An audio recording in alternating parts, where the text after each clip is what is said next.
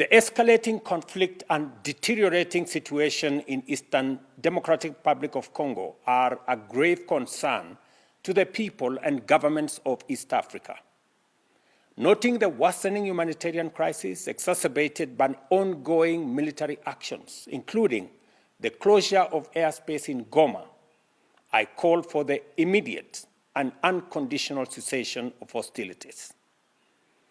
I emphasize the obligation of all parties to facilitate humanitarian access to affected populations and urge both sides to pursue peaceful means to resolving this tragic conflict.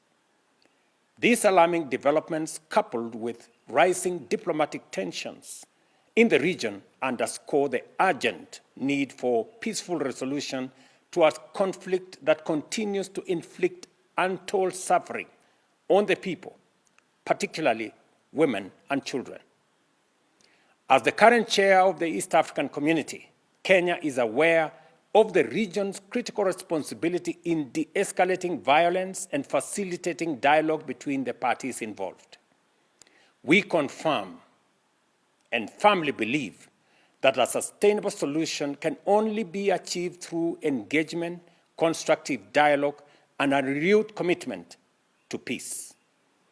I call on the parties to the Luanda process on Eastern DRC and appeal specifically to my brothers, President Felix Tshisekedi and President Paul Kagame, both of whom I have had the occasion to speak to this evening, to heed the call for peace from the people of our region and the international community.